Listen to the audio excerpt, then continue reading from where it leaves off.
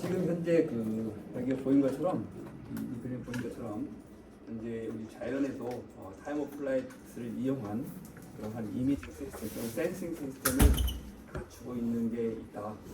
그런데 현재 여기 보인 것처럼 박쥐라든지 고래가 소리를 내서 반사에 돌아오는 그러한 춤을 잡아서 개가 어디 있는지 그리고 어떤 형태인지를 감지해줍니다. 그래서 자연에도 타임 오브 플라이트를 이용한 방법입니다. 물론 이게 물 속에서는 사실은 이제 소나 시스템이 있어가지고 여러분이 잠수함이라든지 이런 개가 얼마나 있는지를 파악할 수 있는 그런 것들도 이제 상당히 인위적인 것들을 가지고 그래서 현재 결국은 우리가 이런 방법은 뭐냐면 주변에 얼마만큼 거리에 뭐가 있는지 파악하는 그런 방법들은 그것을 타임 오브 플라이트에 근거해서 찾는 것들이고 조금 전에 확인한 것처럼 그런 소나 시스템을 이용한 것에 근거를 하는 방법, 즉 울트라 소닉 웨이브를 이용하는 방법. 그 다음에 또 뭐 레이저를 이용한다든지 또는 레이저뿐만 아니라 LED도 사용할 수 있겠지만은 그래서 카메라 형태로 구현할 수 있어요. 사실. 그래서 이에 동원되는 장비들로서는 툴로서는 CCD나 CMOS 카메라들이 사용되고 있고, 그 다음에 뭐 근접 센서라든지 컨택 센서 우리가 많이 얘기했던 것들이고 사실은. 그래서 지금 현재 이번 관심 있는 것은 타임 오브 플라이트, 그 다음에 두 물체사 간의 거리를 어떻게 파악을 하는지 이미징을 울트라소닉 레인지 센서를 생각해 본다면은 두 개의 스피커가 있어요. 사실 두 개. 하나는 스피커를 일종의 소리를 내는 거, 하나는 마이크에 해당하는, 사실 마이크에 해당하고, 그래서 에미터와 리시버가 존재를 하고 있고, 그 다음에 두 개의 에미터와 리시버가 서로 가까이 위치하면서 그 물체로부터 반사되는 신호를 잡아서 물체 간의 거리를 파악을 합니다. 그래서 물론 이 현재 뭐 지금 자동차에도 많이 지금 장착되어 있고 많은 장치 현재도 장착되어 있는데 결국은 굉장히 싸죠. 사실 굉장히 싸고 적당한 그러한 리졸루션을 또한 가지고 있어서 소나 시스템을 이용해서 레인징을 하고 있습니다. 그래서 보신 것처럼 물론 이것을 이제 구현을 하기 위해서는 앞서 우리 중간부터 이전에 다뤘던 울트라소닉을 만들는 그런 음파 생성을 하기 위해서는 그런 자기장을 이용해서 우리가 마그넷을 진동시킬 수도 있겠지만 전류를 흘려가지고 보통은 PGT 머티리얼, 피조 일렉트릭 머티리얼을 이용해서 진동 장치를 만들죠 사실은. 그래서 그게 에미터가 됐든 리시버가 됐든 그러한 방법으로 해서 사용을 하고 있습니다. 그래서 이때 사용되고 있는 보통의 진동수는 가청 주파수를 넘어서는 경우, 즉 우리가 2만 헤르츠까지는 우리 가청 주파수에 해당하는데 그 이상의 프리퀀시를 사용하는 경우 보통은 4만 헤르츠에서 8만 헤르츠 정도까지 높은 그러한 진동수를 사용을 해서 이미징을 하고 있는 것이죠. 그래서 보통 이러한 방법을 이용을 한다면은 거리를 한 12cm에서 약 5m 정도까지 수정이 가능하고, 또한 리졸루션 한 2cm 정도 된다고 그래요. 그 다음에 물론 이제 현재 우리가 에미터가 있고 리시버가 있을 텐데 그 사이에 적당한 각도를 조절해서 위치를 파악할 수 있는데 보통 통상적인 각도는 한 20도에서 40도 정도 해당하는 그러한 센서를 가지고 있다고 합니다. 우리가 사실은 이제 초음파를 사용하는, 음파나 초음파를 사용하는 것은 하나의 좋은 신뢰이고 현재 많이 사용되고 있는 장치죠. 그 다음에 그래서 현재 여기에 관심 있는 것은 결국은 빛을 이용합니다. 빛을 이용하는 건데 결국 타임 오브 플라이트 3D 이미징 테크놀로지를 고려해 보자는 것이죠. 그래서 두 가지 형태가 있는데 하나는 펄스 형태, 펄스를 결국은 에미터에서 하나의 광 펄스를 우리가 에미션하고 펄스가 돌아오는 시간을 측정을 해서 결국은 이동하는 데 걸리는 시간을 기준으로 해서 거리가 얼마만큼 되는지를 파악하는 방법. 또 다른 방법은 연속적인 그러한 빛을 사용을 해서 컨티뉴션 웨이브죠. 결국 컨티뉴션 웨이브를 이용해서 타임 오브 플라이트 측정하는, 결국은 연속적인 웨이브를 이용하기 때문에 이 경우에는 결국은 우리가 임의적으로 웨이브 폼을 모듈레이션 합니다.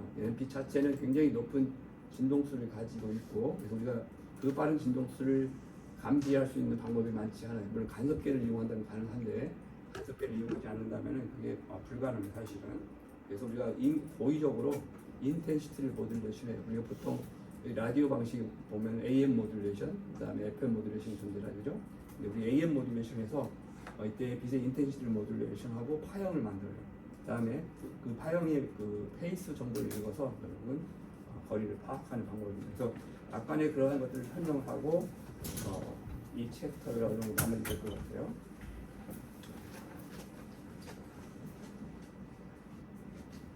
그래서 현재 가장 먼저 지금 현재 타임 오브 플라이 시스템이 잘 개발되어 있는데 현재 라이다 현재 많이 사용되는 라이다에 많이 적용될 수 있던 거였고 그다음에 이걸 이용을 해서 결국은 주변에 있는 매핑을 한다든지 여러 가지 주변에 있는 위치를 파악을 한다든지 해서 이 라이다 시스템을 많이 활용하고 있습니다. 사실은. 그래서 라이다를 요즘 보니까 그 라이다 장치가 굉장히 비싼 가격이 엄청나게 비쌌는데 요즘에 옛날에는 라이다 장치 자체가 차 한 대 값이라고 했었는데 요즘은 많이 가격이 돼서 아마 100불 정도 리즈너블한 그러한 라이다 장치를 구현할 수 있지 않을까 싶어요. 그래서 굉장히 가격이 많이 떨어졌습니다. 그 다음에 타임 오브 플라이 결국은 또 이것을 좀 더 확대해서 타임 오브 플라이스의 원리를 이용을 해서 결국은 카메라까지 만들 수 있게 되고 이 경우는 이제 보통 그 레이저 대신에 LED를 사용하는 경우가 많이 있습니다. 그래서 그리고 LED를 사용하고 결국은 디텍터는 결국 어레이를 사용을 해야 되겠죠. 그래서 어레이를 활용을 해서 3D 이미지를 구현한다는 것이죠. 그 다음에 장점 결국은 우리가 그 빛을 한 번에 방출을 해서 한꺼번에 그러한 거리 정도도 얻게 되고 또한 이미지를 얻을 수 있으니까 굉장히 효과적인 방법이 될 수 있겠습니다. 이것들을 그래서 좀 더 자세히 살펴볼 겁니다. 그래서 여기 보시면은 보면은 구성이 굉장히 간단해요. 사실은 타임 오브 플라이트 앞에서 본 것처럼 그 초음파의 경우도 마찬가지로 에미터가 있고 리시버가 있고 그 다음에 현재 우리 고려해야 될 점은 현재 타임 오브 플라이트를 다루기 때문에 얼마나 시간 보내는 게 좋은 그런 스탑워치가 필요합니다. 그래서 결국은 시간을 조절할 수 있는 그런 장치들이 필요합니다. 그래서 보통은 아까 조금 전에 설명한 것처럼 펄스 형태로 하는 방법을 보통 디렉트 타임 오브 플라이트라고 얘기를 하고 있고 반면에 우리가 조금 전에 설명했던 컨티뉴어스 웨이브를 이용한 즉 인텐시티 모듈레이션에 의해서 생성하는 그러한 방법을 인디렉트 타임 오브 플라이트라고 부르고 있어요. 그래서 결국은 빛을 어떻게 우리가 쪼이느냐가 있을 것이고 그 다음에 쪼이는 방법에 따라서 우리가 디렉트와 인젝트를 구분을 하는 겁니다. 그래서 물론 현재 두 가지를 다 살펴보긴 할 텐데 좀 더 시간을 많이 투자할 것은 컨티뉴어스한 타임 오브 플라이 메서드를 좀 더 시간을 투자해서 설명하겠습니다. 왜냐하면 펄스의 경우는 아주 옛날의 경우는 사실 매우 높은 시간 분해능을 가지고 있는 그런 장치가 많지 않아서 그걸로 활용하기 매우 어려워서 사실 왜냐하면은 빛의 속도가 1초에 30만 킬로미터를 달려갑니다. 그런데 우리가 만약에 센티미터 단위의 리졸루션을 갖게 된다면은 굉장히 높은 시간 분해능을 가지고 있는 스탑워치가 필요해요. 그런데 그것을 만족시킬 수 있는 방법이 만만치 않아서 대부분의 한 컨티뉴어스 방법을 이용해서 사용을 했었고 요즘은 조금 이제는 그 스탑워치가 굉장히 하이 프리퀀시에 해당하는 스탑워치가 가능하게 돼서 이제는 펄스 형태도 많이 지금 현재 사용되고 있는 상황입니다. 그래서 여기 대략적으로 좀 계산을 해봤는데 현재 광속이 30만 킬로미터니까 이것을 1초에 30만 킬로미터지만은 1 마이크로 세컨드에는 약 150m에 해당하는 1 마이크로 세컨드 150m를 갔다 온다. 왕복거리가 300m죠. 그 다음에 결국은 1 나노 세컨드다. 그러면은 15cm 정도를 왔다 갔다 하는 경우에 해당하고 그 다음에 만약에 150 마이크로미터에 해당하는 그런 걸 왔다 갔다 하는데 걸리는 시간은 약 1 피코세컨드 해당합니다. 결국은 이러한 타임 오브 플라이트를 가지고 수백 마이크로에 해당하는 리졸루션을 가지려고 한다면은 결국 요거는 그 시간 분해는 피코세컨드에 해당하는 시간 분해를 가져야 된다는 얘기죠. 그래서 그러한 것을 만족하기 쉽지 않아서 결국은 펄스보다는 오히려 컨티뉴어스 웨이브 방법으로 사용한다는 거고 자, 그래서 여기 지금 보이는 임펄스 타입 또는 펄스형인데 임펄스 타입과 타임 오브 플라이트 같은 경우에는 조금 전에 얘기한 것처럼 그러한 이슈를 가지고 있어요. 그래서 보시면은 소스와 센서 구분할 수 있는데, 그다음에 현재 빛이 방출한 소스 형태는 마치 태양처럼 표시를 하고 있고, 그다음 센서는 일종의 카메라죠. 그래서 카메라에 해당하고, 그다음 그들을 갖다가 싱크로나이즈 할 수 있는 스탑워치. 그래서 일종의 트리거를 하는 거예요. 펄스를 우리가 빛을 펄스 쏘았다. 그러면 이 트리거를 해서 센서도 동시에 딱 켜지고, 그 다음에 만약에 센서가 신호를 받았다 또는 어떠한 주기를 가했다 그러면은 스탑워치가 또 동시에 멈추게 하는, 그래서 온오프를 할 수 있는 장치가 필요하게 됐어요. 그래서 굉장히 빠른 속도에 해당하는 그런 스탑워치가 필요하죠. 그래서 지금 현재 그림에 보면은 여기 보시면은 현재 소스에서 이게 현재 어떠한 오브젝트가 있든 씬이 존재하게 될 것이고, 그래서 임펄스를 우리가 소개되고 반사해서 센서에 도달을 하겠죠, 사실. 그래서 처음에 우리가 펄스를 쏠 때는 이렇게 일종의 펄스 그야말로 매우 샤프한 펄스죠. 여기 보신 것처럼 현재 아까 거리 기준으로 해서 피코세컨드 150 마이크로를 우리가 측정 가능하려면은 펄스 레이시 어떤 그러한 스탑워치 시간 분해량이 약 1피코세컨드라고 했는데, 펄스 자체도 굉장히 내로워야 되겠죠.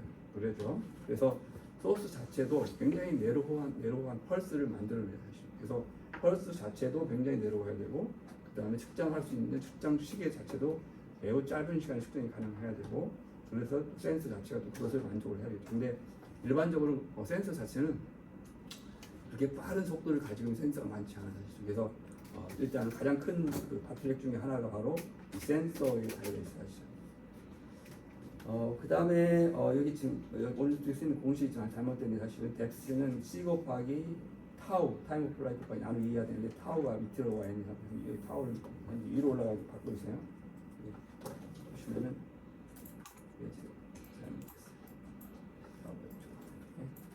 그래서 속도 곱하기 시간 거리죠, 그죠? 거리는 나누기 반복거리니까 결국은 그 뎁스가 되시면. 그래서 현재 펄스 형태를 보게 되고, 그래서 보시면은 이러한 소스에서 빛을 방출하고 심해에서 반사를 측정하는 거예요. 자, 그 다음에 그럼 결국 이제 센서에서 신호를 받게 될 텐데, 센서에서 받은 신호, 결국 이제 초기에 지면 이제 현재 빛을 방출했고, 결국 이제 센서에서 신호를 받게 됩니다. 그래서 아이디어라는 경우는 사실은 이렇게 두 개의 펄스만 존재를 하게 되죠. 하나는 우리 현재 에미션을 했고, 그래서 에미션을 했기 때문에 그 순간에 그다음 우리가 트리거를 해서 동기화를 시킨 다음에 동기화시켜서 리시버에서 봤는데, 걸리는 시간을 측정을 할 때, 그 시간을 기준으로 해서 조금을 생각했더니 결국 뎁스를 C 곱하기 델타 T 나누기 2로 해서 우리가 거리를 파악할 수 있겠죠. 하지만 실질적으로 이렇지가 않아요. 왜냐하면은 이와 같습니다. 그래서 만약에 소스에서 펄스를 보냈는데, 이때 바로 디렉터로 오는 신호도 있고, 반면에 이것이 여러 번 또 반사를 통해서 또 스캐터링을 해서 결과적으로 여러한 그러한 직접적인 패스를 갖지 아니하고 인디렉트 패스를 가지게 되면서 이와 같은 형태를 가지고, 그러면 신호를 먼저 에미션을 하고, 그 다음에 리시버에서 받았어요. 그래서 아이디라는 경우는 두 개의 신호만 존재하는데, 그 뒤 위에도 신호가 방출하게 되죠. 그래서 이러한 경우는 인디렉트 라디에이션스를 물론 이게 물론 우리 현재 레인지만 고려해 본다면은, 이게 현재 이 펄스만 우리가 고려해 보면은 결국 뎁스를 알 수가 있는데, 따로 이것을 우리가 신호를 검출한 목적은 다른 목적이 있어요. 사실 어떠한 목적을 가지고 있냐면은 만약에 지금 현재 빛을 쏘였어요. 쏘였는데 여러 번 반사를 해서 어떤 카메라가 그 빛의 신호를 받았어요. 그런데 보통 우리가 빛은 직진을 하기 때문에 눈으로 보이는 영역에서만 우리가 신호를 잡을 수가 있는데, 만약 이러한 간접빔을 이용을 한다면은 보이지 않은 영역도 우리가 이미징을 할 수 있어요. 그래서 어떤 눈에 보이지 않은 영역에서도 우리가 이 이미징을 할 수 있는 방법이 바로 인디렉트 라디언스를 이용해서 이러한 보이지 않은 영역에 해당하는 영역에서도 이미징을 합니다.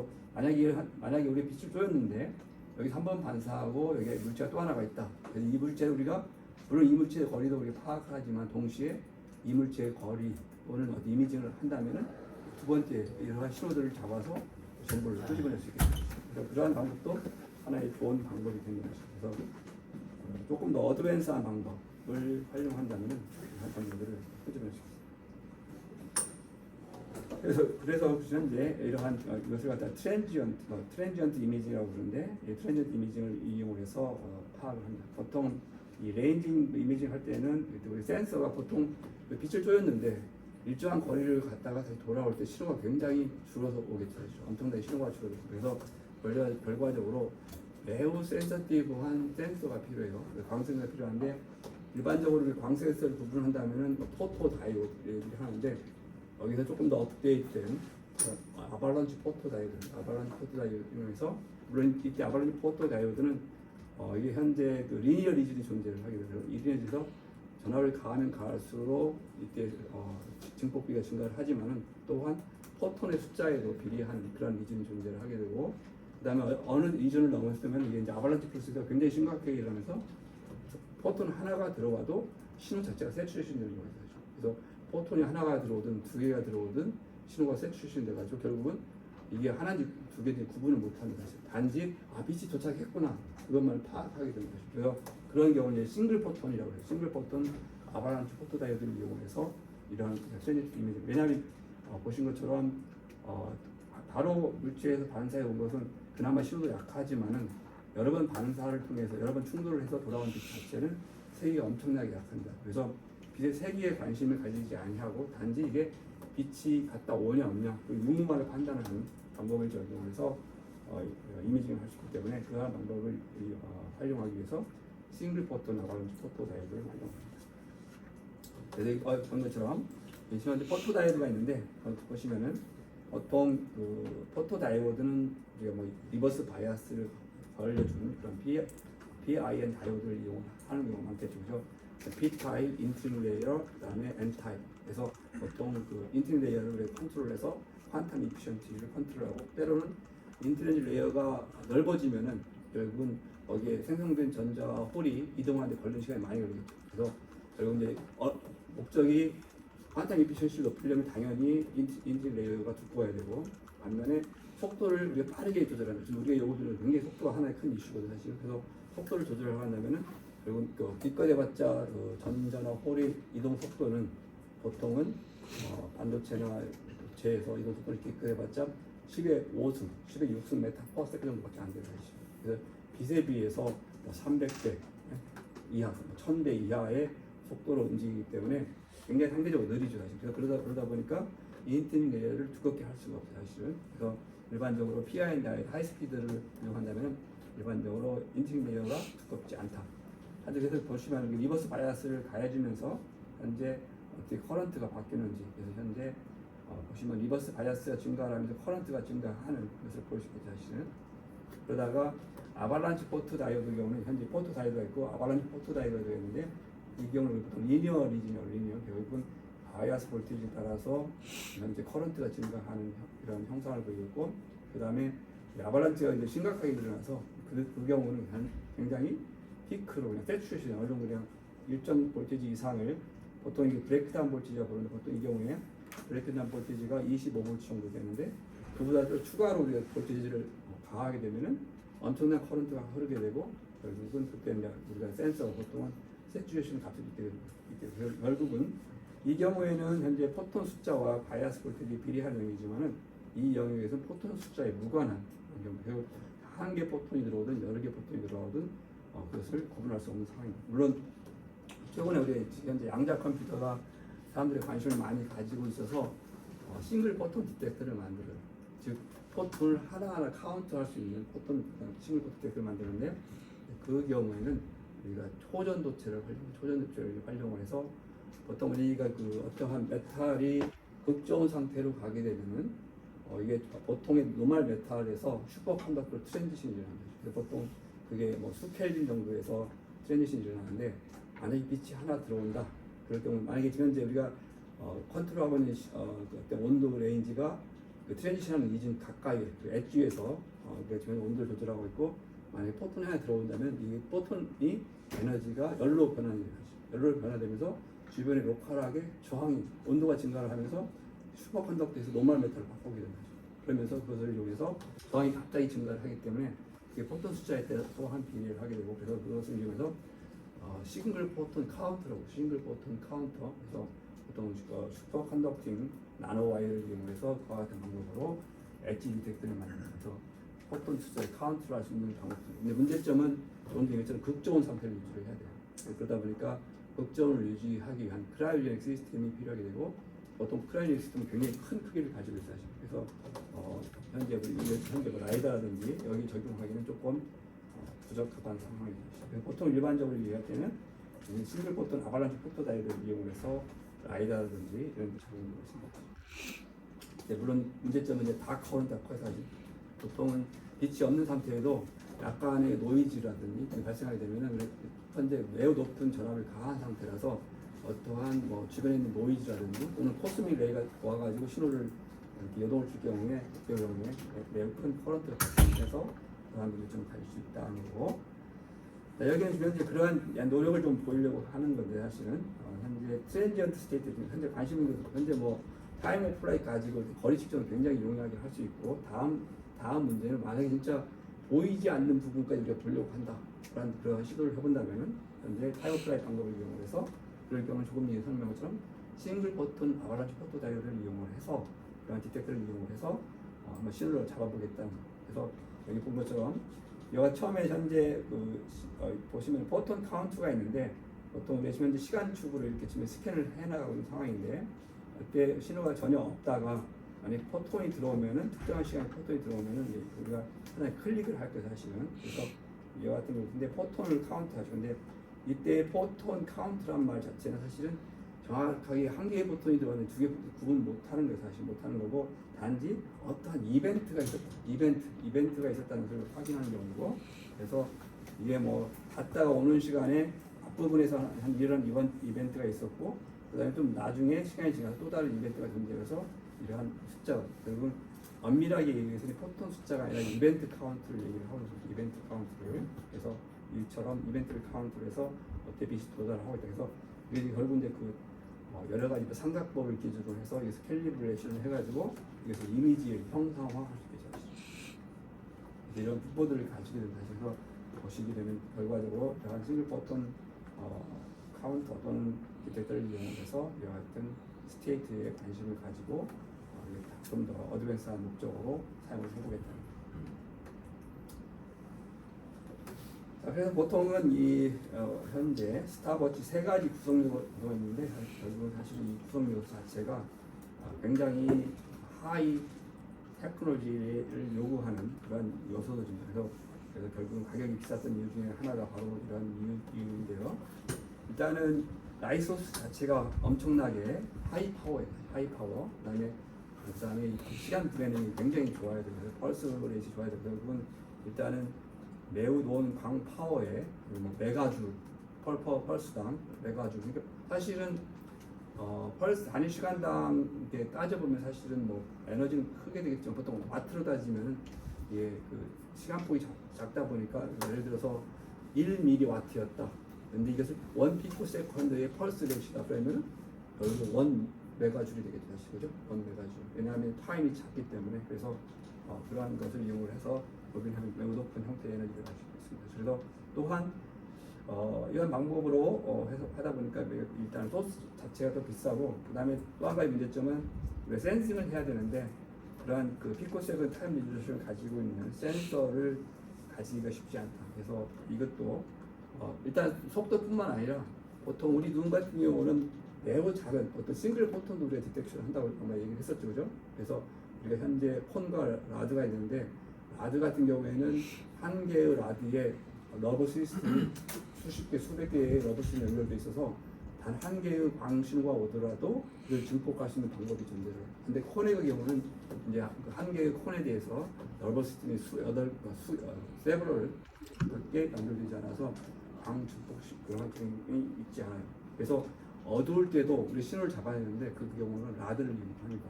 그래서 보통 우리가 눈이 가지고 올 수 있는 그러한 빛의 브라이트스를 이렇게 디텍션하는 범주가 굉장히 높아요. 그래서 그걸 다 다이나믹 레인지라고 그러는데, 보통 이 센서들은 그렇게 높은 다양한 렌즈를 가지고 있지 않아요. 사실은. 그래서 아주 낮은 신호부터 높은 신호까지 측정을 해야 되는데 보통 우리가 낮은 신호에 초점을 맞춘다면 어느 정도 일정 이상의 신호가 들어오면은 그 신호가 세츄레이션 되는 거지. 세츄레이션 되고 그다음에 어떤 경우는 높은 신호에 중점을 맞추면 낮은 신호를 검출할 수 없는 상황이 되죠. 그래서 그러한 높은 다이나믹 렌즈를 가지고 있는 센서를 구현하기 쉽지 않아서 이것도 굉장히 가격을 결정하는 중요한 요소를 차지합니다. 자, 그래서 잠깐 여기 다시 한번 언급을 하고 있는데 여기 보신 것처럼 1m 거리를 것을 우리가 타임 플라이트를 매저하기 위해서는 약 6.67 나노세컨드에 대한 시간이 좀 되는데 결국은 이것은 이 정도의 그런 요구 조건이고 1mm를 측정하려면 거리 리졸루션을 가지려면은 일단 74세컨드의 그런 리졸루션을 가지고 있는 센서가 되어야 된다는 것이죠. 그래서 매우 어려운 요구 사항이다 사실은.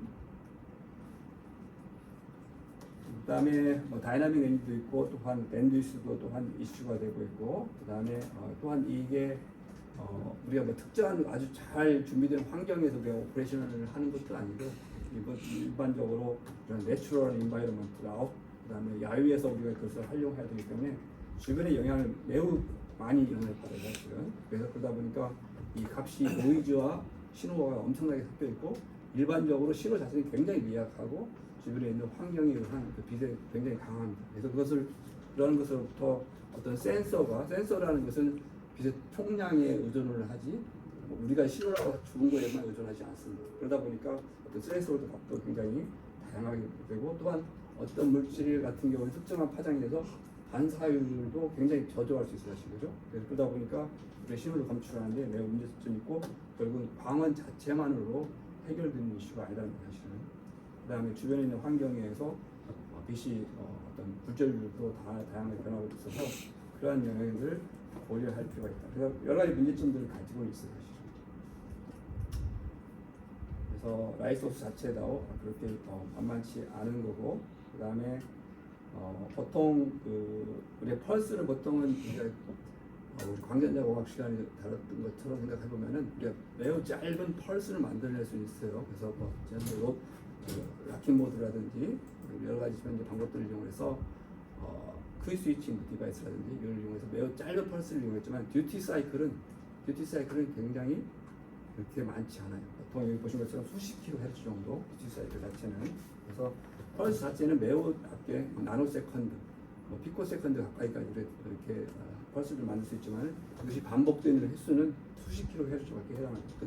그 사이에 다시 또 파워를 누적을 해야 되기 때문에 그래서 듀티 사이클 자체는 그렇게 크지 않아서 보통은 여기 보신 것처럼 수십 kHz에 해당한다.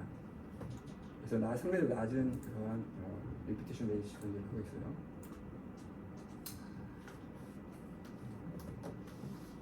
그래서 여러 가지 문제점들을 가지고 있고 그래서 지금 여러 가지 디렉트 그런 펄스드 형태의 타임 오브 플라이 자체는 여러 가지 문제점을 가지고 있고 그러다 보니까 듀티 사이클이 낮다 보니까 결국은 우리 어떤 모션을 측정을 할 때 사람이 계속 움직이고 있는데 어떤 조금처럼 어떤 수십 킬로헤르츠에 해당하는 밀리세컨드 정도에 해당하는 거죠. 이동을 하다 보니까 결국 모션에 의해서 모션 블러도 발생할 수 있고 일반적으로 가장 중요한 것은 가격이 비싸다는 것이죠. 결과적으로 사람들이 이제 원하는 것은 조금 더 싼 방법, 값싼 방법, 그다음에 여러 가지 리ኳ이어먼트가 조금 덜 타이트한 것을 선택하게 되겠죠. 그러다 보니까 인디렉트한 방법들을 사용을 하게 돼요. 그래서 거기 한 것처럼 연속적인 그런 웨이브를 사용을 하고 있고, 그다음에 모듈레이션 결국은 프리퀀시를 모듈레이션 하는 게 아니라 인텐시티를 모듈레이션해서 어떠한 인텐시티 파형을 만들어서 그 파형 자체가 하나의 웨이브처럼 우리가 생각하는 것이죠. 그다음에 결국은 이게 빛이 갔다가 돌아오면서 원래의 우리가 에미티드 빛하고 비교를 해요. 페이스를 통해서 페이스가 얼마만큼 바뀌었느냐에 따라서 그 페이스로부터 우리가 깊이 정도를 알 수 있게 보시면은 이처럼 현재 우리가 사인웨이브 일반적으로 사인웨이브지만 현재 스퀘어 웨이브를 현재 우리가 에미션하고 돌아온 웨이브가 이렇게 된다면 그들 사이 이상 차이가 델타 파이만큼 난다. 그러면 만약에 이상 차이가 2파이만큼 차이 난다라는 말은 이게 왕복거리가 얼마나 파장만큼 차이가 가장 파장만큼 차이가 난다는 거죠. 그래서 그 깊이를 계산해 본다면 이와 같은 방식으로 계산할 수 있겠죠. 보시면은 뎁스는 c over 2, 그다음에 2파이, 파이, 델타 파이인데 여기 보시면은 c over f가요? c over f가 람다죠. 파장이 그죠? 파장이 해당하고 그다음에 현재 델타 파이가 2파일 때 한 파장이었죠. 그래서 델타 파이가 2파이, 그리고 2파이로 나눈 거예요. 그래서 그 다음에 왕복이니까 결국은 2분의 1로 나눈 거죠. 그래서 뎁스를 생각해 보면은 c over 2 times 델타 파이 over 2 파이 f로 표시할 수 있겠죠. 그래서 이와 같은 방법으로 뎁스를 확인할 수 있는 것이죠. 결과적으로 이제 방법은 여기서 이제 에미터에서 빛을 방출을 하고 디텍터에서 신호를 검출해서 그들 간의 페이스 시프트를 있게 되고 통상 이때 보시면 현재 그 에미터가 모듈레이션 웨이브랭스가 20MHz, 우리 보통 빛의 프리퀀시는 뭐 10에 14승에서 15승 헤르츠에 해당하는데 여기서는 약 20MHz 정도를 사용을 해서 우리가 감내할 수 있는 정도의 디렉터가 감내할 수 있는 정도의 그런 프리퀀시를 가지고 사용합니다. 여기서 보면은 이와 같은 사실은 보시면은 현재 소스에서 현재 빛을 방출을 하고 리시버를 받는데 결국은 여기 보시면은 엔티드 현재 라이트를 화이트 커브로 표시를 하고 있고 그다음에 리시브 라이트를 현재 노란색으로 표시를 하고 있어서 결국에 이제 한 페이스 시프트를 읽어서 거리를 평가하는 것이죠. 그래서 좀 더 수식으로 확인해 보면 이와 같아요. 사실은 근데 엔티드 라이트 자체를 우리가 코사인 오메가 이때 오메가는 빛의 진동수가 아니에요. 모듈레이트된 빛의 진동수입니다. 그래서 앵귤러 프리퀀시. 그래서 우리 현재 빛을 아까 조금 전에 얘기한 것처럼 20MHz 정도에 해당하는 것처럼 그러한 결국 2파이를 곱해야 되겠습니다. 그래서 오메가에 해당할 때는 모듈레이션 프리퀀시에 해당하고 그 다음에 현재 그 센서가 디텍션하는 신호는 어떻게 되냐면은 O가 있는데 O는 현재 현재 인바이러먼트에서 나오고 있는 그런 앰비언트 라이트에서는 어떤 신호 앰비언트에서 뭐 신호가 플락츄에이션 할 수도 있겠지만 좀 더 쉽게 생각하게 되면 상수라고 생각할 수 있습니다. 상수. 그 다음에 여기서 A는 현재 인텐시티 모듈레이션 할 때인데 이게 모듈레이션 앰플리튜드. 그 다음에 우리가 그 리시브된 시그널의 페이스, 결국에 알고 싶은 이 페이스, 사실 페이스.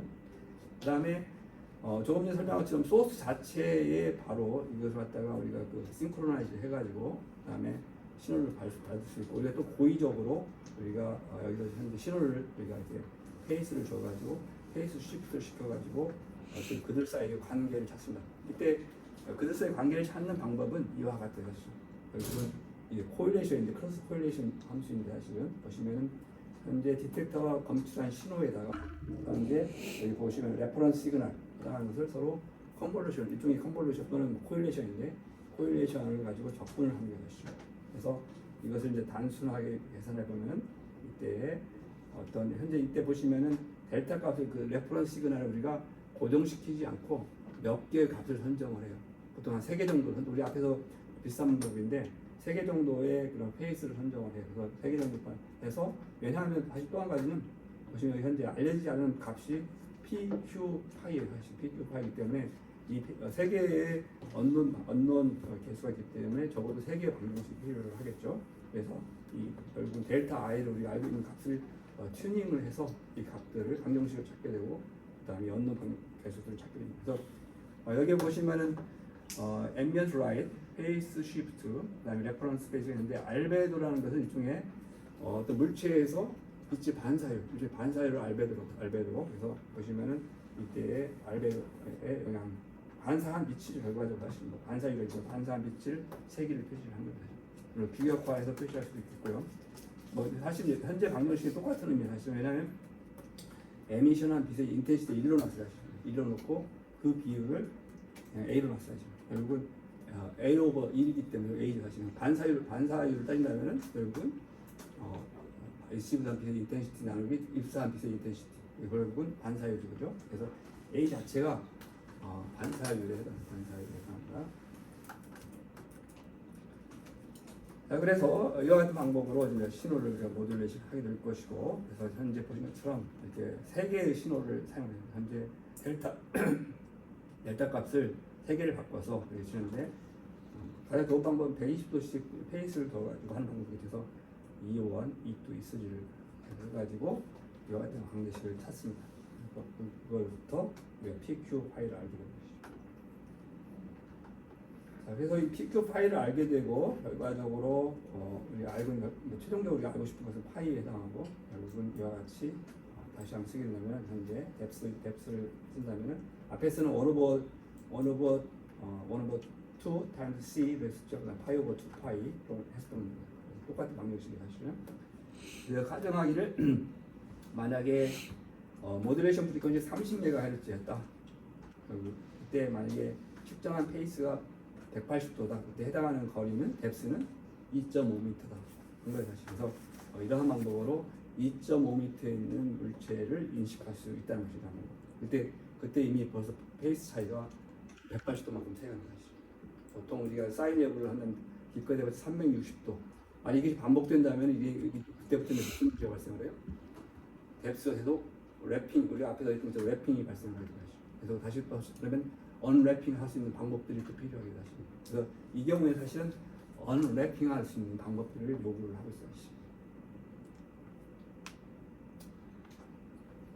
그래서 현재 여러 가지 현재 컨티뉴어스한 방법으로 사용할 경우에 조금 더 상대적으로 좀 릴라이어블하고 여러 가지 장점들을 가지고 있어요. 그래서 상대적으로 높은 시그널 투 노이즈 레이쇼가 이렇게 갖게 되고, 그다음에 특히 이 경우에 현재 라이다 시스템 같은 경우 원래 자동차 위에 돌아가는 것을 만들었죠.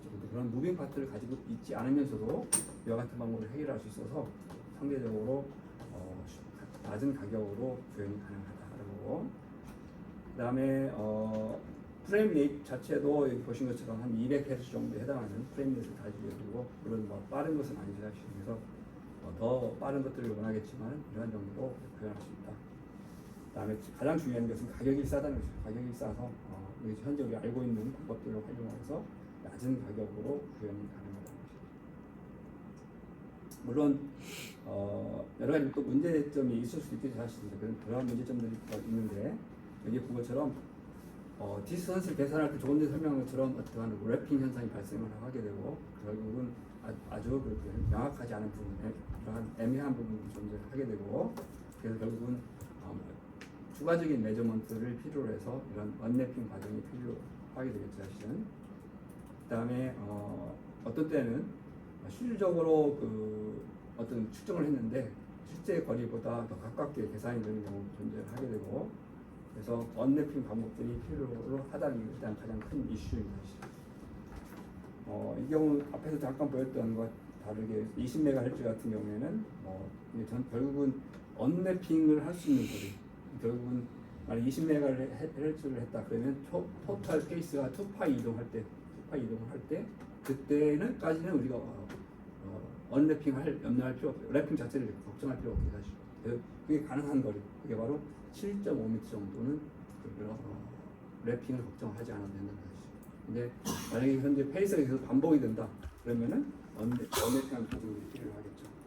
그래서 결국은 이것 때문에 결국 알리아스니, 우리 여러분들 아마 회절 같은 걸 이미지를 여러분이 아마 여러 가지 폰 노이만의 그런 샘플링 시어리에 의하면은 어떠한 진동수를 제한시키게 되면은 이때 패턴이 반복되는 현상들이 발생합니다.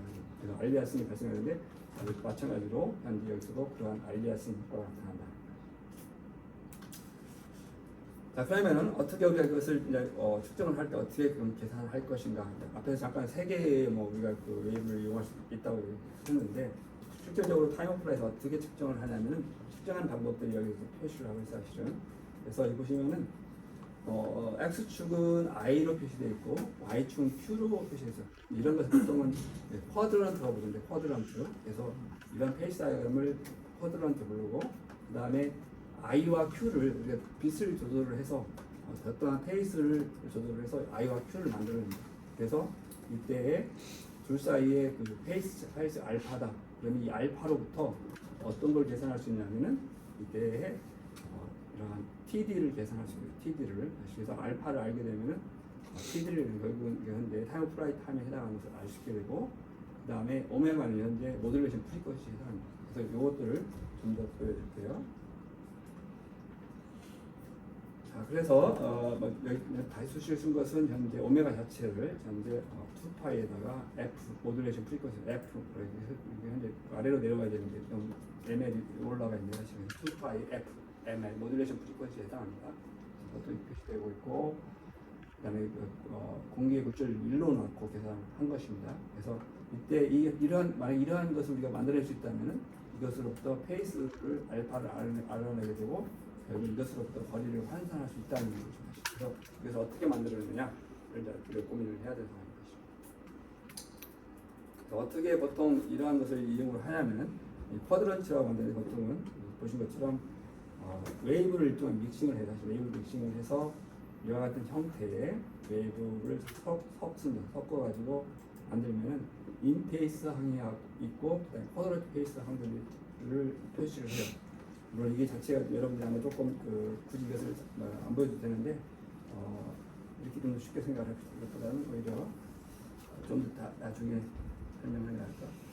현재 두 개를 웨이브를 믹싱을 해서 사실은 페이스 차이가 하나는 0과 180도 페이스 차이가 있는 거, 또 하나는 90과 270 페이스를 차이 있는 웨이브를 두 개를 믹싱을 해서 하나는 I 컴포넌트를 만들고 다른 하나는 Q 컴포넌트를 만들어야죠.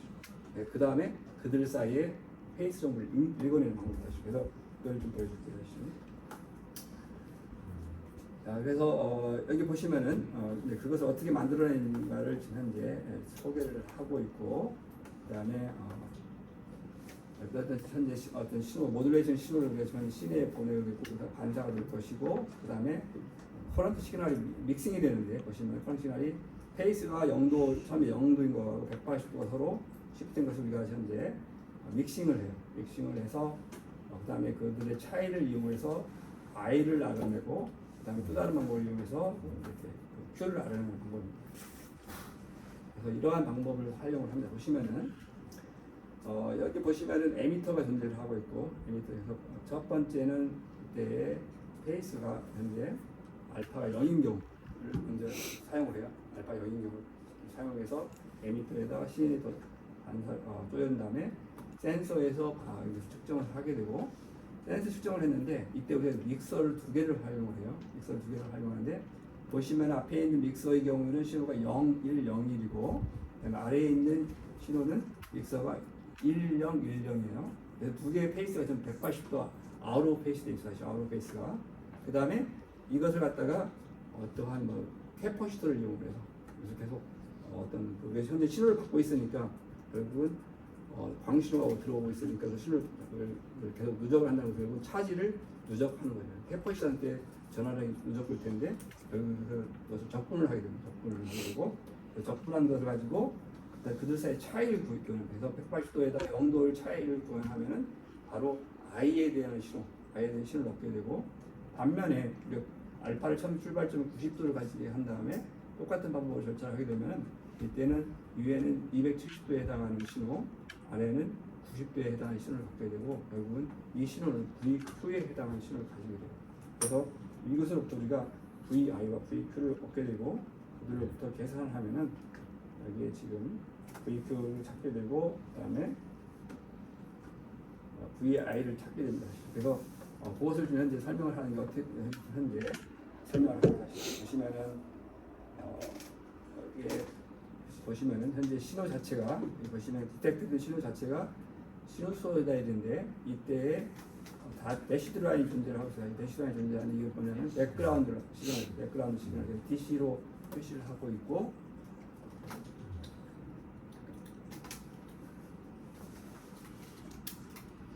그다음에 신호를 모듈레이션을 한 거면 모듈레이션 한 거를 표시를 하고 있는데, 이때 믹서에서 조금 전에 설명한 것처럼 신호를 1, 0을 넣거나 0, 1을 넣어가지고 우리 믹싱을 하게 되는데, 결국은 이런 것처럼 믹싱을 하게 되면은 하나는 인페이스 항이 제로에 해당하고, 그다음에 아웃 오브 페이스인 것은 이렇게 제로로 이렇게 해서 이들을 현재 코일레이션, 결국은 이 디텍션 시그널과 믹싱 시그널을 현재 코일레이션을 만든 것이 코일레이션을 만들어서 이와 같은 신호를 만듭니다. 그래서 결국은 이 시간 동안에 어떤 주기가 있을 텐데, 만약에 주기를 t라고 한다면 2분의 t 동안 이 신호가 여기에 누적이 되겠죠.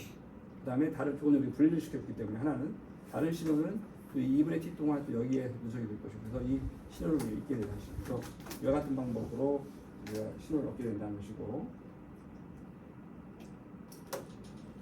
그래서 이와 같은 방법으로 신호를 얻게 되고 스스로 그것으로부터 우리가 정보를 얻게 됩니다. 그래서 보시면은 현재 그 앞에서 믹서에서 신호가 0일 때 해당하는 전압을 찾을 수가 있는데 이처럼 현재 구현할 수 있습니다. 이때 지금 현재 V 믹서기 같은 경우는 현재 어떤 기능을 하냐면은 t 현재 시간이 0에서 2분의 t까지 그래서 0에서 2분의 t까지는 신호가 1이 해당하고 그 다음에 t가 2분의 t에서 t까지는 0이 해당하는 이것을 반복적으로 하는 것이죠. 그래서 이 kt하고 이렇게 시간을 현재 코릴레이션을 만들게 되고 접근을 해서 결국은 이 시간 동안에 들어오는 전화량을 계산해서 Q 오버 C로 해서 전압을 하는 것이죠. 그래서 이와 같은 방법으로 계산해서 V제로를 직접 집어넣고 계산하게 되면 이와 같은 계산을 통해서 계산할 수 있고 직접 대입하면 바로 계산이 되겠죠. 사실 앞에 경우에는 타임 인디펜던트 하니까 바로 계산 관심 있는 시간을 계산해서 집어넣고 되고 나머지를 계산하면 되고 결과적으로 이와 같은 신호를 얻게 된다. 결국은 백그라운드 신호는 우리가 사실 무시해도 될 것이고 빼주면 사라집니다. 빼주면 사라지고 그다음에 이와 같은 신호를 얻게 되겠죠. 그다음에 180도의 경우에는 조금 전에 신호처럼 0을 준다든지 해서 신호를 얻게 되면 또 이와 같은 방법을 얻게 됩니다. 그래서 둘 사이의 차이를 구하는 게 바로 이제 VI 결국 우리가 알고자 하는 I에 해당하는 파이고 여기처럼 신호를 얻게 되면 VML로 파이 타임스 코사인 알파 I에 해당한다. 이와 같은 방법으로 이제 90도가 270도를 가지고 하게 되면 이와 같은 형태를 가지게 되고 결과적으로 이 알파 값은 아크 탄젠트 값을 이용하게 되고 이들은 서로 Q와 I에 비례하기 때문에 결과적으로 알파는 아크 탄젠트 Q 오버 I로 표시할 수 있다는 것이죠. 그래서 이때의 값을 알게 되면은 결국은 현재 모듈레이션을 0도, 90도, 뭐 270도, 180, 360도, 90도, 270, 180도, 0도 그래서 4개를 모듈레이션해서 우리가 VI와 VQ를 구해서 결국은 알파를 찾아낸다는 상황입니다. 그래서 이와 같은 방법으로 디스턴스를 계산할 수 알파를 알게 되면 이 알파를 갖다가 다시 거리로 환산하는 거죠. 물론 이 경우는 현재 이 알파 값이 기껏해봤자 0에서 360까지 변하기 때문에 그 이상의 거리에 해당할 때는 또 리피트 되는 그러한 알리아스이 발생하는 겁니다. 사실은. 그래서 때로는 만약에 이제 여기 한 이슈가 있는데 만약에 V0과 180도가 작다 그러면 굉장히 큰 값을 가지게 되겠죠. 그래서 그럴 경우는 값을 구할 때 아크 탄젠트를 구하지 말고 그다음에 코탄젠트를 아크 코탄젠트를 이용해서 알파 값을 구하라. 이러한 레커멘데이션을 하시면 그런 값이 커지기 때문에. 자, 그 다음에 먼저 얘기한 것처럼 일단 알리아스이 발생을 할 수도 있고 또 한 가지 문제점을 보이는 게 바로 이거예요. 사실은 현재 오브젝트가 지금 A와 B가 있는데 어떤 거리를 떨어져 있고 그런데 A에서 읽은 그런 페이스 정도하고 B에서 측정한 페이스 정도가 동일하게 돼요. 그래서 이 경우는 사실은 식별이 불가하겠죠. 그렇죠? 그래서 다른 오브젝트에서 나온 신호가 같은 페이스 정도를 가지고 있기 때문에 식별이 불가합니다. 결국은 아까 얘기한 것처럼 결국은 이런 페이스 랩핑 문제가 발생을 하게 돼서 이 문제를 해결할 필요가 있다는 거고 이러한 경우는 현재 모듈레이션 프리퀀시가 하나인 경우인데 이것을 이제 회피하기 위해서 다른 프리퀀시를 이용하는 거죠. 자, 그래서 좀 더 지금까지 얘기했던 걸 약간 정리를 해보면 이와 같은 뎁스는 이와 같이 계산을 할 수 있고 그 다음에 미니멈 뎁스, 맥시멈 뎁스는 현재 한 주기에 해당하는 거 결국은 한 주기가 2파인데 결국 왕복이니까 그것의 절반에 해당하는 것이죠.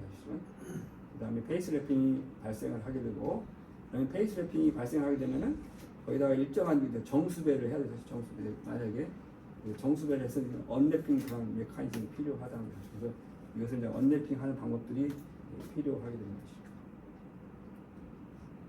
그래서 이것은 현재 조금 전에 우리가 했던 방법들 페이스를 찾은 것이고 그 다음에 이걸 반복된 현재 리피테이션 발생한다면 몇 개인가 카운트를 해서 정수의 만큼 해주는 거고요. 자, 그 다음에 뭐 여기 사람들이 한번 실험을 해본 것 같은데 30MHz에서 측정을 해보니까 Dmax가 5m에 해당하더라. 그리고 카메라를 여러 가지 이제 그 모듈레이션 프리퀀시에서 측정을 해보니까 이제 거리가 이렇게 바뀌고 있다는 거. 그래서 여기 한 대표적인 신뢰 값들을 보이고 있는 것 같아요. 그 다음에 어큐러시는 모듈레이션 프리퀀시가 증가함에 따라 증가를 한다는 거. 프리퀀시가 높으면 높을수록 프리퀀시가 높아지면 당연히 이제 맥시멈 그 디텍션 거리가 줄어들겠죠 사실은. 반면에 어큐러시는 높아지지만은. 자, 그다음에 그러면 그 앰비거스한 문제를 어떻게 해결할 것인가 그 이슈가 나와 있는데 이 경우는 현재 하나의 프리퀀시를 사용하지 아니하고 두 개의 프리퀀시를 사용하겠다는 두 개의 프리퀀시. 그래서 결국은 두 개의 프리퀀시를 사용을 해서 해결하는 방법이 표시가 있어서 프리퀀시 1과 프리퀀시가 있는데 현재 프리퀀시 1의 경우에는 현재 보시면은 이거 현재 A와 B가 같은 페이스를 가지고 있다. 반면에 다른 프리퀀시를 이용할 경우에는 A에 대한 페이스하고 B에 대한 페이스가 다르다. 그래서 이것을 방정식화 시킨다는 이와 같은 것이죠. 그래서 프리퀀시 1에 의해서는 이렇게 표시할 수 있죠. 뎁스를 알파 오브 360도 나눌 플러스 n. 이것은 조금 전에 것처럼 래핑이 발생을 하니까 자연수를 더해준 거고. 그다음 두 번째도 마찬가지로 같은 오브젝트를 본다면은 사실은 같은 오브젝트 보는데 다른 프리퀀시로 본다면은 이와 같은 것으로 표시할 수 있겠습니다. 결국 근데 단지 이 현재 센서 타임 오브 플라이트 장치가 같은 위치에서 같은 오브젝트를 보고 있으니까 결국은 D1과 D2가 같아야 되겠죠. 사실 같아야 될 것이고, 그래서 그것을 표현하면은 같다는 식을 이용해서 표현하게 되면 우리가 관계식을 얻을 수 있겠어요. 그래서 F1과 F2, 그다음에 N1과 F2 사이의 관계식을 얻게 되고, 그래서 그것을 이용해서 앰비규니티를 제거할 수 있겠다. 그래서 적어도 다른 서로 다른 두 프리퀀시에서 페이스를 이용해서 우리가 값을 찾을 수 있어서 이 첫 번째 점에 대해서 한 번 하고 두 번째 점에서 또 다른 하면은 어떤 것이 어떤 건지가 식별할 수 있겠죠. 사실은. 그 다음에 앞에서 잠깐 소개를 했었는데 우리가 보통 시누소이달 웨이브를 보였겠지만은 이것처럼 이렇게 스퀘어 웨이브 형태를 보이게 되고, 그 다음에 우리가 접근을 할 때 어떻게 접근했었냐면은 이제 페이스가 0인 거하고 페이스가 180도인 거를 나눠서 접근했었어요. 그런데 그것을 이와 같은 방법으로 어떤 캐퍼 시도에 처음에는 현재 우리 지금 펄스를 계속 제너레이션 때문에 순차적으로 처음 주기 2분의 t는 왼쪽으로 가게 하고 2분의 t는 다음 2분의 t는 오른쪽으로 신호가 가게 해서 그래서 각각 접근을 해서 신호를 얻어낼 수 있다는 이러한 방법으로 하고, 그 다음에 우리가 비교기를 이용해서 값의 차이를 이용해서 우리가 필요했던 그 0도하고 180도의 차이의 전압 차이, 그 다음에 90도하고 210도의 전압 차이에 의해서 I와 Q를 이런 식으로 구할 수 있다는 것이죠. 자, 그 다음에 현재 우리가 그 트랜지언트한 그 시그널을 보면 보이지 않는 것도 우리가 볼 수 있었다고 했었는데, 보통 이거 우리가 타임 오브 플라이에서 이렇게 어떤 코너가 있다. 현재 벽이 이렇게 있었는데 현재 벽이 보시면 한 각도를 가지고 있고 약 2m의 벽이 존재하고 있다. 이것을 타임 오브 플라이에서 매저를 하게 되면은 이거 보이는 것처럼 파란색으로 보이는 것처럼 실제의 벽의 그 모습과 달리 이렇게 부정확한 그러한 간격을 가지고 있다. 그래서 이 경우에 한 86 현재 거리가 뭐 5m 떨어지는 거죠. 5m 떨어져서 벽이 이렇게 있는 건데 그걸 해보니까 실질적으로 약 8cm, 9cm에 해당하는 그러한 부정확한 값이 좀 더 크게 읽는다는 특징이죠. 근데 결과적으로 그 이유는 현재 디렉트 항뿐만 아니라 지금 멀티플 리프렉션이 현재 가능하다 보니까 결국은 에스티메이션을 이렇게 크게 오버 에스티메이트 하게 된다는 거죠. 사실은. 그래서 이러한 문제점들이 인디렉트 라디에이션스가 가지고 있는 문제점들이 이와 같이 존재하고 있다. 그래서 이러한 것을 이용해서 아까 얘기한 것처럼 보이지 않는 부분도 볼 수도 있다라는 거고요. 그래서 그런 것들을 조금 더 확실히 하기 위해서 조금 더 개발한 새로운 방법들을 제안을 한 것이 있는데 우리가 이미 알고 있는 그런 용어들을 사용을 해서 한번 여기 가져와봤습니다. 사실은. 여기 보신 것처럼 현재 그 토끼가 있고 라이소스가 있고 그래서 보통 우리가 보통의 그런 이미지 센서로 이미지를 해보는 겁니다. 사실은. 그래서 이 방법을 하면은 이런 이미지를 가지고 있는데 이것을 조금 더 우리가 그 에피폴라 플레인 생각나 이제 여러분들 아마 이제 에피폴라가 이제 다 알죠, 그죠? 현재 우리 보통 에피폴라 같은 경우에는 우리 두 개 카메라를 생각했던 경우 있죠. 그래서 카메라 1과 카메라의 원점과 그 다음에 오브젝트의 점 세 개를 연결하면 그걸 우리가 에피폴라 플레인이라고 했었죠, 그죠? 그래서 에피폴라의 플레인의 현상에서 우리가 신호 라이트 소스를 이용해서 이렇게 스캔을 하는 거죠. 스캔을 해서 이렇게 스택을 하게 되면 좀 더 정확한 이미지를 활용할 수 있다. 그래서 이런 방법을 활용해서 여러 가지에다가 좀 활용을 하게 되면은 비록 앰비언 라이트 여러 가지 복잡성이 존재함에도 불구하고 그다음 뭐 앰비언 라이트 존재하고 멀티플 패스 인터페런스가 가능하고 디바이스 간에도 또 인터페런스가 가능하고 카메라 움직일 때에도 이러한 방법을 적용한다면은 좀 더 정확한 에라가 아까 본 것처럼 실제 그라운드 트루스하고 실제 측정하고 차이가 존재하는 아까 8cm 정도의 차이가 났었는데 이러한 방법을 이용한다면은 거의 에러가 없는 경우처럼 이렇게 나십니다. 그래서 여기 보이는 것처럼 어떤 실내에 박스들이 보이는 것을 보통 레귤러 카메라를 이용해서 타임 오브 플라이트를 30메가 할 때 이게 표시한 것은 뎁스 맵이 아니라 에러를 표시해요. 에러를 표시하는데 이렇게 에러가 많이 발생한 걸 아시게 돼요. 그런데 에피폴라 타임 오브 플라이트를 이용하게 된다면은 에러가 거의 없는, 여기 보시면 에러를 표시한 게 블루가 거의 0에 가깝고 빨간색이 0.5에 가깝고 근데 이 경우에 보시면 블루를 이용할 경우에 에러렛이 거의 없다. 에피폴라를 사용할 경우에 그래서 그다음에 여기 현재 에피폴라를 사용한 경우에 저기 코너를 여기 현재 여기 천장한 코너를 이렇게 측정을 한 건데 이때 레귤러 카메라를 이용할 경우에는 상대적으로 큰 에러가 보이지만 에피폴라를 사용하면 상대적으로 적은 에러를 보이고 있다. 그래서 여기 보시면 조금 더 에피폴라를 사용할 좀 더 각지고 있는 거의 90도에 가까운 형태를 보입니다. 그래서 에피폴라를 이용할 경우에 좀 더 좋은 결국은 액티브 일루미네이션 방법입니다. 액티브 일루미네이션 결국은 어떻게 우리가 빛을 카메라를 여러 개 두는 방법도 존재를 하지만은 빛 광원 소스를 어떻게 켰다 켰다 하는 방법에 따라서 우리가 이미징을 좀 더 선명하게 하는 방법 그런 것들을 지금 제시하고 있는 것이는 이것도 마찬가지로 에피폴라를 이용하는 겁니다. 상당히 효율적인 방법으로 좀 정확도가 높은 방법을 이용할 수 있다는 것이죠. 그다음에 아웃도어의 그 빛의 세기에 따라서 이러한 아웃도어 보통 레귤러 카메라는 이러한 큰 에러를 발생을 하는데 뎁스는 이경 에러가 아니라 뎁스 발생을 하는데 이것처럼 플랫한 것을 제대로 표현을 하고 있다. 그래서 주변에 있는 환경 또는 주변에 있는 광세기에 따라서 어떻게 달리해보는 거고 그 다음에 그 타임 오브 플라이트 카메라 컴포넌트를 표시를 하고 있는데 여기 보면 라이트 소스가 표시를 하고 있고 보통 여기가 센서를 표시를 하고 있습니다. 그 다음에 보통은 현재 이것처럼 현재 에미터하고 리시버가 같이 이렇게 배열되어 있죠 일반적으로. 그래서 여기 그 다음에 키넥스의 세컨 버전, 키넥트의 좀 세컨 버전은 타임 오브 플라이트 방법을 이용해서 사용을 하고 있고요.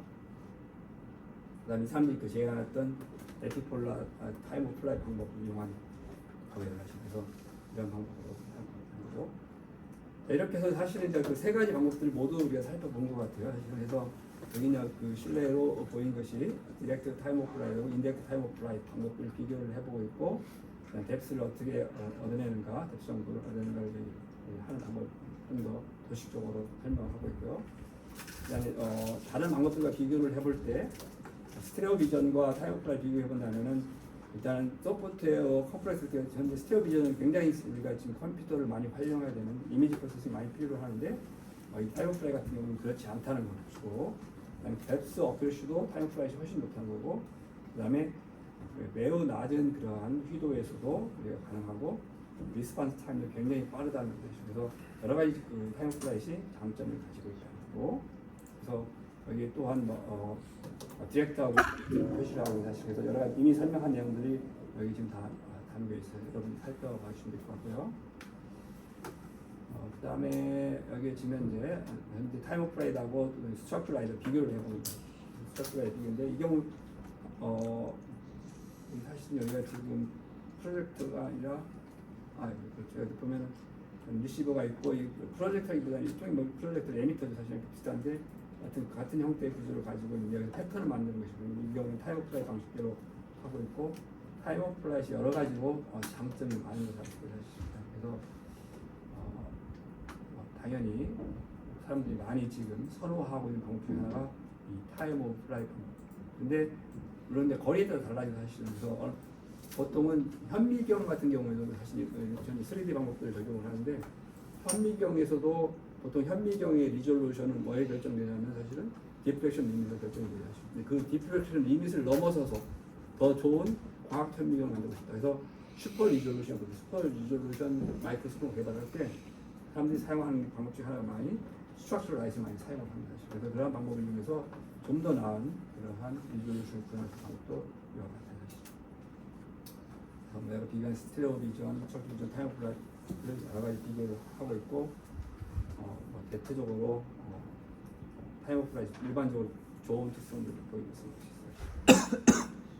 오케이, 그래서 이렇게 해서 세 가지 방법을 다 소개를 한 것 같아요. 스테레오 비전, 스트럭처럴 라이트, 타임 오브 플라이트 모두 소개를 한 것 같고 물론 이 이외에도 지금 라이필드라든지 홀로그램이라든지 또 다른 방법들이 같이 존재를 하고 있습니다. 근데 라이필드와 홀로그램은 우리가 다뤘던 방법과 조금 차이가 있어서 아직 그리고 이게 일부는 상용화가 되어 있는데 특히 라이필드는 어느 정도 상용화가 되어 있어요 사실은. 그런데 홀로그램 같은 경우는 아직 상용화가 되지 않은 상황입니다. 그래서 그 부분은 아직 이 논의에서 빠져 있습니다. 이렇게 해서 마치겠습니다. 그래서 이걸 영어했는데 리얼타임 이미징에서 마쳤고 다음 시간에는 아이 트래킹 그다음에 시간이 좀 된다면 그다음에 국토가 되는 머신러닝이나 딥러닝 국토를 조금 다뤄보도록 하겠습니다.